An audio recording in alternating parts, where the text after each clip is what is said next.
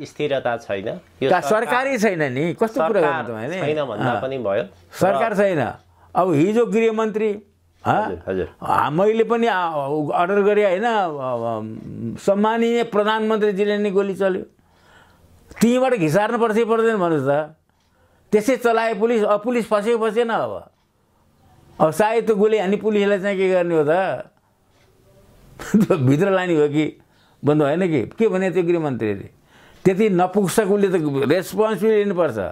मैले देशमा के त भने सदन जोगाउन, दुनियाँ गर्न केही नलागे गोली हाने हो, अर्डर गरे हो भन्नुपर्ने ठाउँमा मैले त त्यो 23 गति बेलुका राजीनामा, यो मान्छे मारिसकेर राजीनामा दिने। जे घटना त 23 गति घटिएको छ नि, 26-27 जनाको ज्यान गएको छ 23 गते नि। अनि जम्मै मान्छे मार्नु जेल मारिदिने, अनि मैले त राजीनामा दिएँ। हेर्नु कस्तो गृहमन्त्री पाएछौँ हामीले देशले। अनि त्यसो प्रधानमन्त्री गोली चलेछ, त्यो हाम्रो पुलिसको गोली नै होइन। मैले त बेलुकाले थाहा पाएँ। त्यो कहीँ रेकर्ड छ, मैले अर्डर गरेँ अरे।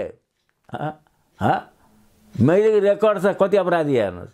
त्यतिसम्म भन्न सक्दैन। मैले देश, म त्यो बेला प्रधानमन्त्री थिएँ, मेरो कर्तव्य के थियो? देश सब जोगाउनु थियो, सदन जोगाउनु थियो, धरोहर जोगाउनु थियो। अनि मैले के अर्डर गरेँ आउँ भन्न नसक्ने प्रधानमन्त्री। उहाँहरूले त के भन्दै हुनुहुन्छ भने हामी माथि नै अन्याय भयो, हामी माथि षड्यन्त्र हो त। उसलाई त अन्याय त भयो नि। 3 कुनेमा गोली हानेर उहाँले यी हामीहरूलाई जेल हाल्नुभयो, आफै गोली हान्नुभयो होइन। अनि कसलाई त भने हामीहरूलाई म लगाएछ भित्र गयौँ नि, मेरो हातमा हातगढी लाग्यो भन्नु भएन कि? त्यस कारण उहाँले त्यही खोज्नु भयो। उहाँले गोली हान्ने, अनि गोली हानिसके उल्टो उसैलाई राज्यद्रोहको चाहिँ अपराधको मलाई पूर्ति छ नि त, राज्यद्रोहको अपराध भनेर नि है कि।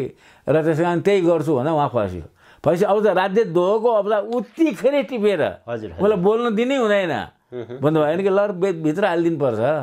अघिल्तिर के को आएको भने त्यो किन नाटक? आयोगको त प्रधानमन्त्री थिएँ, मेरो कर्तव्य के थियो? देश सब जोगाउनु थियो, सदन जोगाउनु थियो, धरोहर जोगाउनु थियो। अनि मैले के अर्डर गरेँ आउँ भन्न नसक्ने प्रधानमन्त्री। उहाँहरूले त के भन्दै हुनुहुन्छ भने हामी माथि नै अन्याय भयो, हामी माथि षड्यन्त्र हो त। उसलाई त अन्याय त भयो नि। 3 कुनेमा गोली हानेर उहाँले यी हामीहरूलाई जेल हाल्नुभयो, आफै गोली हान्नुभयो होइन। अनि कसलाई त भने हामीहरूलाई म लगाएछ भित्र गयौँ नि, मेरो हातमा हातगढी लाग्यो भन्नु भएन कि? त्यस कारण उहाँले त्यही खोज्नु भयो। उहाँले गोली हान्ने, अनि गोली हानिसके उल्टो उसैलाई राज्यद्रोहको चाहिँ अपराधको मलाई पूर्ति छ नि त, राज्यद्रोहको अपराध भनेर नि है कि।